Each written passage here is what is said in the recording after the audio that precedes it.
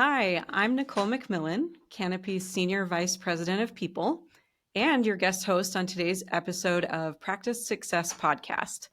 Joining me today is Executive Coach and Talent Management Consultant, Kristy Busija. Oh goodness, I didn't say that right. Busija. There we go. Kristy Busija.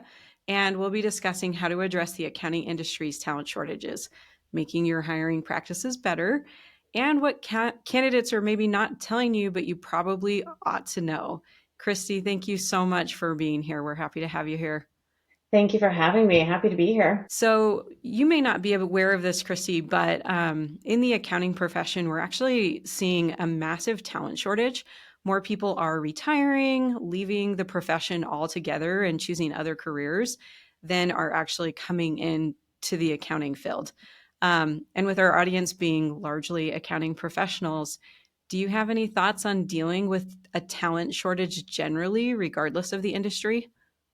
Oh yeah, we see this all the time. It's so one thing. So overall, I would say is that we really just have to start looking at things from a hiring perspective with a fresh set of eyes. What worked for us 20 years ago is 100% not going to work for us anymore at all.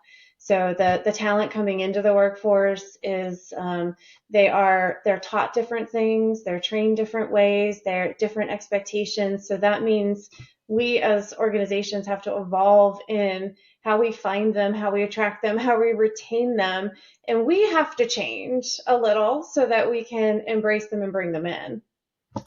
Yeah, that's a really great perspective. And inside the accounting industry, we see a lot of people who have run their practice for 20 plus years, and so they've probably been around for a long time and may be pretty comfortable with what we saw in the workplace 10 years ago. But we're just seeing a completely different generation entering the workforce now, and what they want is different. So um, yeah. Well, let's talk for a minute about starting that search. Let's say someone is looking for some candidates, they want to get a few roles filled. Where would you direct them to start looking for these candidates, especially, maybe some of these younger generations? Where do we find them? Well, we have to start hanging out where they're hanging out, and that is not in a newspaper, and that is not and I hate to say it's not even most of the time on LinkedIn. It's places like Instagram, Facebook, TikTok, any place where they're getting their information, they're posting, they're learning, where they're growing. That's where we have to find them. Okay.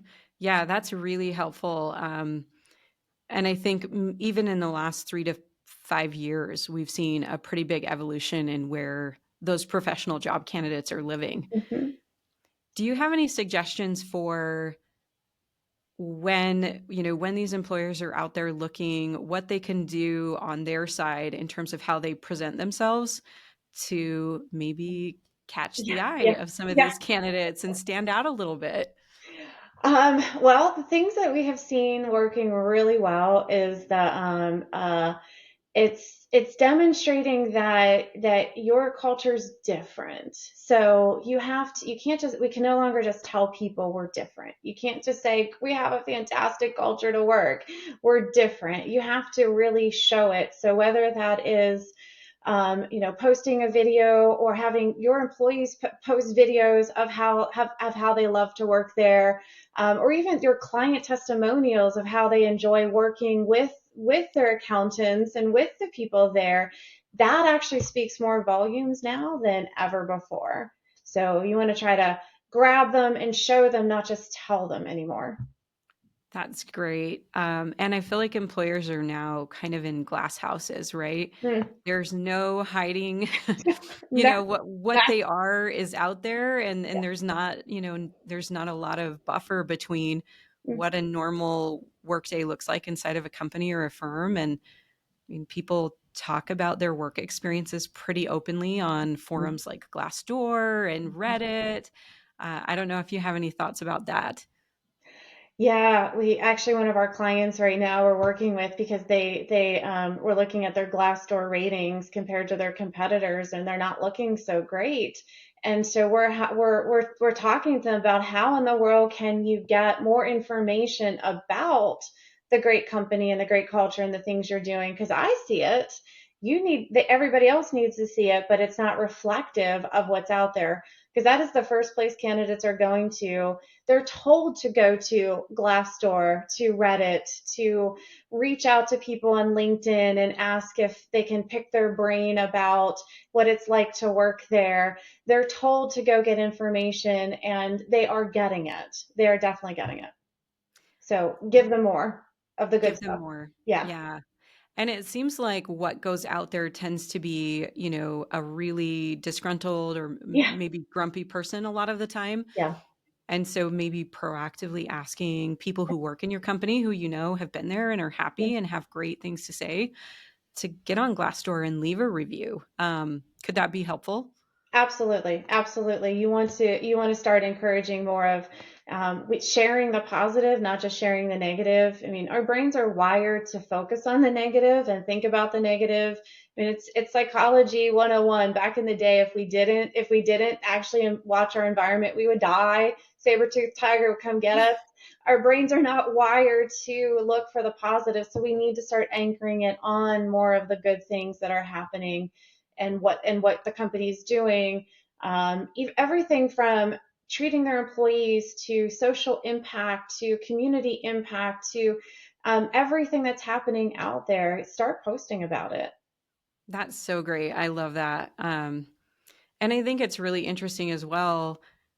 Every company's a little different. They Yeah, have a unique culture. yeah, They want a certain kind of employee. yeah, And I think it's also an opportunity for them to say, this is how we work. This is what our culture is like. yeah. And you should consider that and make sure it's a good fit for the candidate just as much as making sure that the candidate's a good fit for the company so that if they have a really specific perspective about what they want from their work experience, they don't show up and are met with a culture that just doesn't work for them. It Right. it gives this really great opportunity for them to evaluate and opt out if they're like, "Hey, it's, small team. You get to wear lots of hats, learn lots of things, but, it means it can be a little intense at times." That may not be the right fit for every candidate, but it might be a really great fit for some of the candidates. Absolutely, absolutely. And I would say companies need to be more transparent and I would say confident in owning what their culture is and what their culture isn't, because not every culture is going to be somebody's cup of tea, and that's Mhm. okay. You will attract your right fit candidate and right fit employee, and that's a beautiful thing when you get that match right.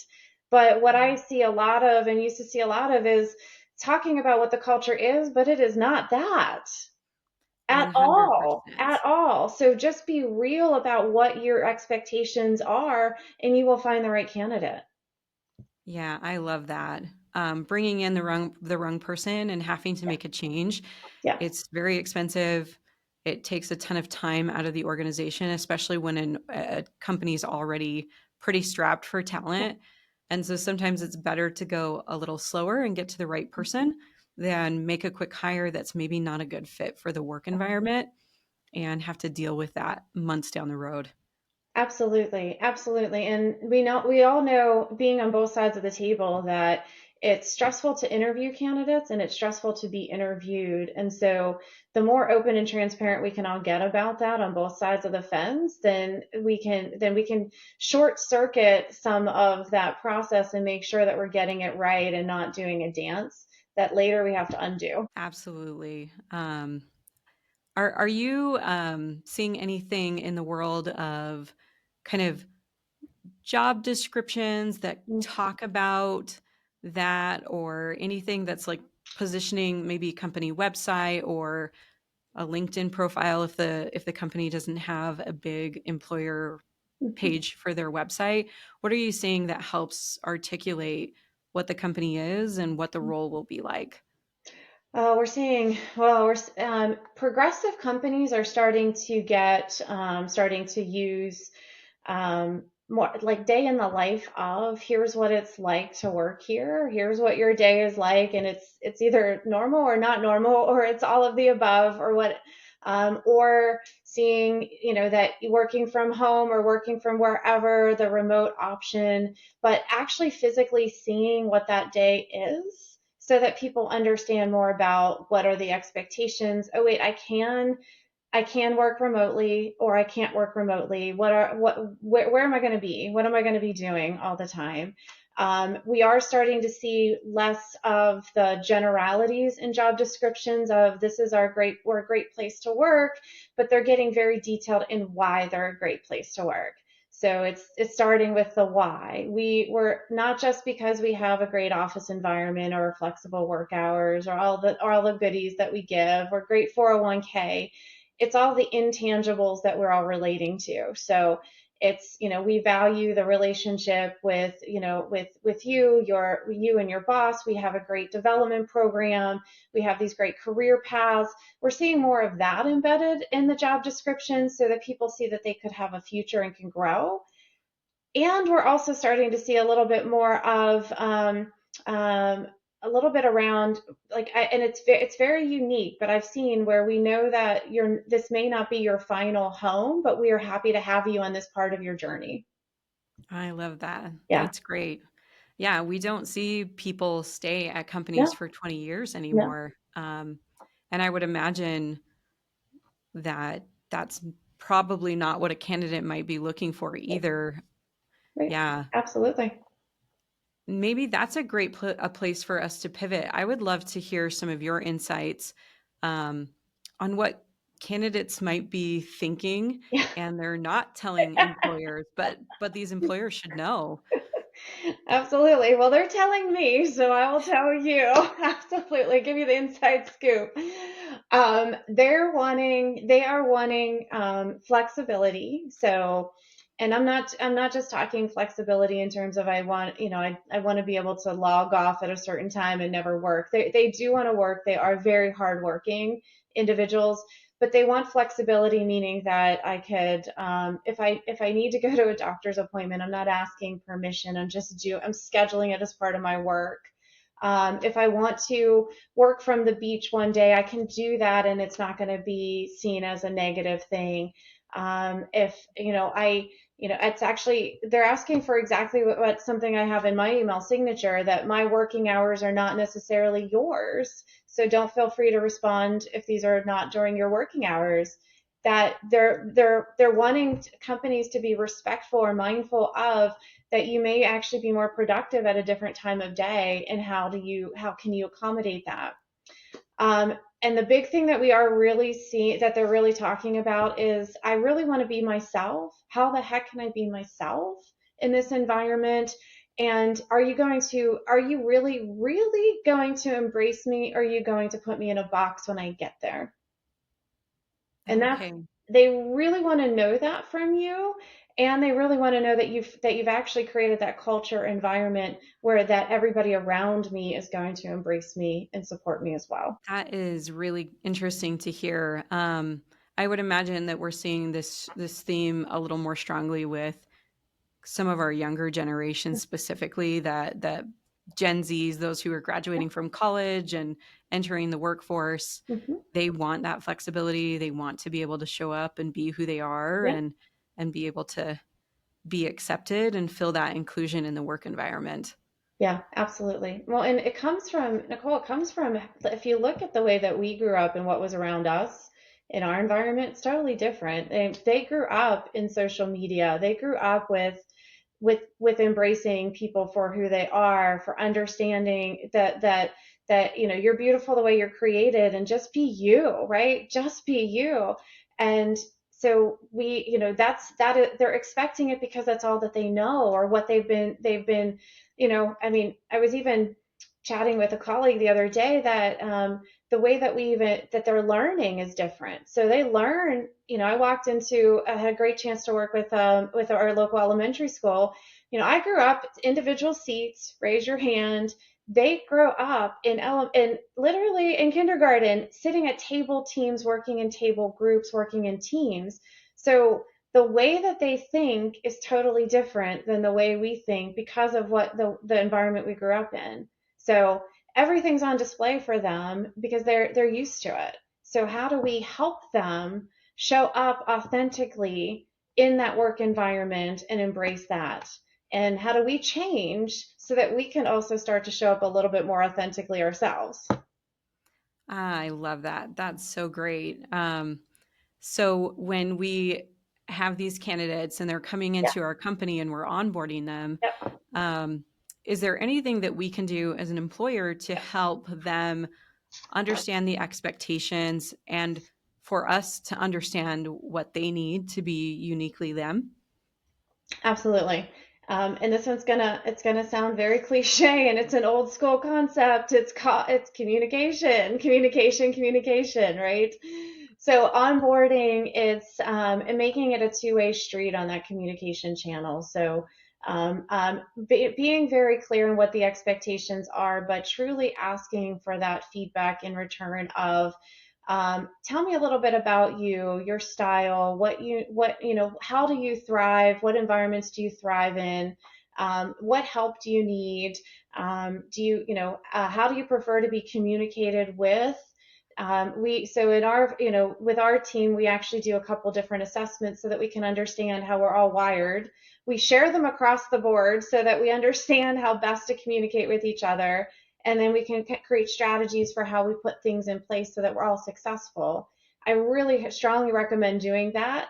And then when you're walking through expectations, doing those check-ins to say, help me, can you help me can you help me to understand what you need to feel supported as you're learning and growing? Because we don't want you to feel like you're out there by yourself and you're in the deep end and you don't have your floaties and you're going to sink or swim. We want you to be successful. So what do you need and how can we help? That's really helpful. I love that. One of the pieces of advice I give a lot of managers that I work with is, you know, give them your operating manual too, so they Yes. understand where you're coming from. Yes. A lot of people we work with have families, and Yeah. so they might leave their workday at 5, go do family things, and then Yep. maybe they jump on later at Right. night. And so we use Slack and other Yeah. messaging systems quite a bit in our workplace, and they may be jamming away at 9 or 10 o'clock at night because it's what they like to do and it works for their family Yep. circumstance.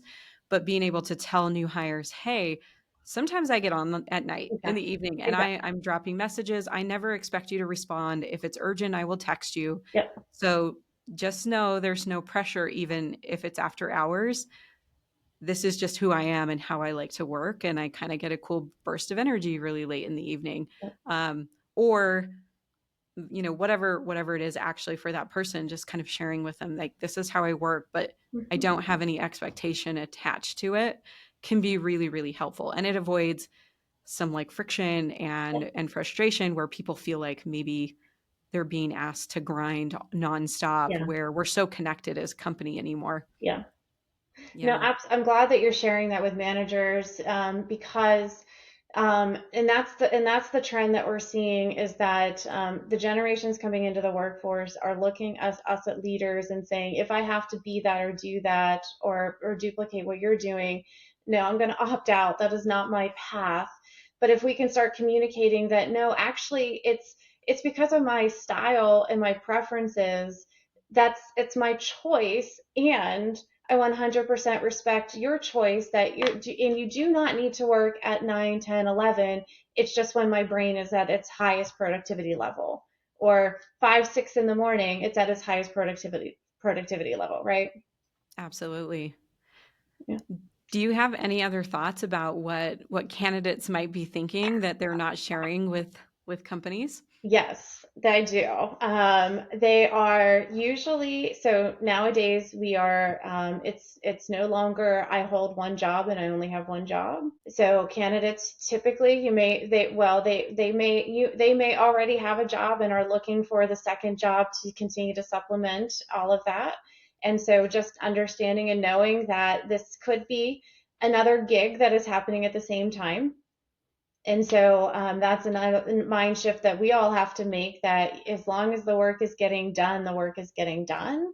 and being clear as to it's not the number of hours in the day, it's the volume and body of the work that needs to get done and taken care of.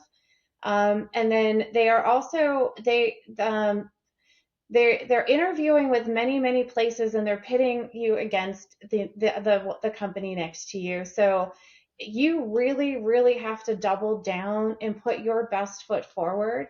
Consider this the dating scenario where you want to get that second date, third date, and finally a commitment, but also don't over index on the we're amazing is awesome and it's great. They are seeing through that, and they are immediately flagging you as fake. And so I think those are some of the things that they are, at least they're telling me or telling our team behind the scenes. Yeah, that makes a lot of sense. And they will fact check, right? They're going to go out on 100% fact check you. They are going out, they are Googling you, LinkedIn, checking on you. They're checking reviews, Reddit, Glassdoor, every place that they can. And they're looking it up. Hmm. yeah. I wanted to go back to a point that you made about like when the work gets done Yeah. is maybe less important than the work just getting done. I'm curious your thoughts when it comes to customer or client facing roles that do require a certain Yes. amount of availability during normal business hours. Do you Mhm. have any thoughts how employers can be flexible but also meet the needs of their clients? This is, it's going to sound overly simplistic. I think they just need to set that expectation that these are our core hours, that we need you to work during, that you have to be client facing because our clients, this is a promise that we've made or commitment we've made to our clients. Everything outside of that is the flexible areas. Some firms have more flexibility or the ability to, but some don't. And so you want to really be very explicit about where your points of negotiation are and where everything is just set. And it is what it Yeah. is. Transparency and communication are key, right? Absolutely, absolutely. Yeah. Yeah. Do you have any other thoughts about what candidates might be thinking? Anything else you wanted to share with our audience? Well, it's for a different generation or a different pocket for candidates to that I think the audience needs to know. There's a whole group of candidates out there that perhaps aren't getting tapped into as much as they could, but they're amazing workers. They are very dedicated workers, and they're pretty easy to find. And these are the a lot of it are, I just think about the Mom Project or the Facebook groups. These are those who are returning back into the work that are amazing professionals. They don't want the grind that they had before, and they just want to get back into the workforce doing the amazing work that they did. I would tap into those markets because with all the things that are happening out there in the job market, we've had so many layoffs that have been announced, so many transitions. You want to really look to get creative where you're looking for that talent. So the next time that you see that article that this company laid off 100 some workers, guess what? Mine that data, especially because you may have some great candidates that you can grab. Yeah. I have been surprised the amount of loyalty it generates to give somebody a chance. Absolutely. So, somebody's taken a career break for whatever reason, Yeah. they just need a step back into the workplace, and the loyalty and the hustle they're willing to Oh my goodness. offer is just like, yeah, it's incredible. And they're so Yeah, grateful. absolutely. Yeah, I wonder if we ever looked into it, if we'd find like performance and output, like, does Right. it look different for somebody Yeah. who had to work really hard to get themselves back into the workplace and they're very appreciative of those opportunities? I hear a research study coming on. I think that that would be a great Yeah, one to it'd do. be really interesting to see for sure. Yeah. Yeah. Well, Yeah. uh, is there any other thoughts you have on this topic, or do you feel like you've been able to share the learnings that you've heard that candidates Well, are thinking there's about? So there's one thing that keeps coming back up, and it's definitely it's more and more in the space. It's the fractional work that Mm, of rethinking that it has to be a full-time person that accomplishes that job. A lot of people are doing a lot of fractional work, and they're piecing together multiple fractional roles. So, and that provides maximum flexibility, availability, all of that, and you're still getting the work done. So maybe rethinking or looking into, do can we break this job into different bite-sized pieces so that we offer it to different a whole group of people versus just one. that could be a really interesting way to expand the candidate pool Yeah. for these accounting firms where they don't feel like they have access to enough candidates.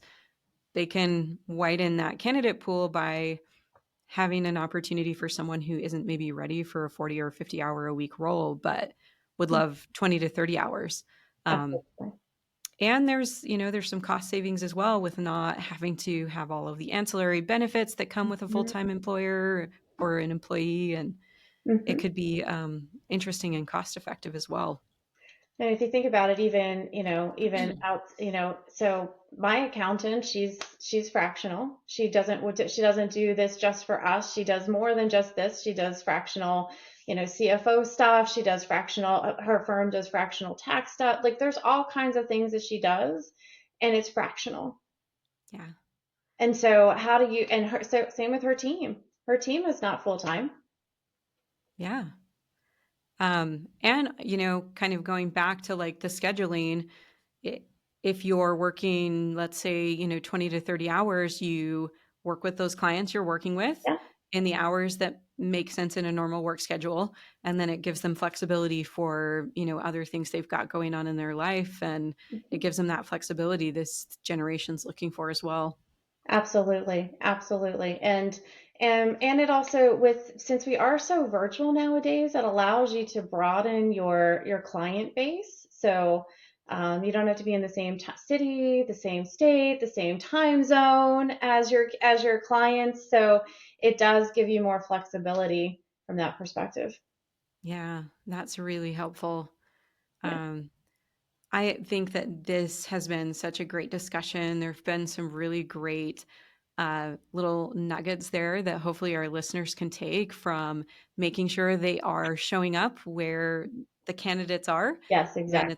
it's not where it used to be. So figure that out and make sure that you're there and make sure that you're being transparent about who you are and the kind of people that you think will be successful in your work environment. Hmm. Um, and do a little bit of thinking about what you actually really need for your work environment to be successful because we can be a lot more flexible than we used to be able to given technology.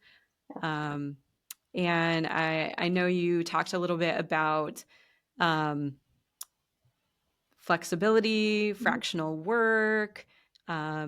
Definitely, some of those things will be really helpful too as firms are thinking about ramping up for Hmm. the next year as well and hiring more people. Yeah. Um, this has been such a great conversation, Kristy. Thank you so much for joining us. And if our listeners want to learn more about you or the work that you've been doing, where should they go?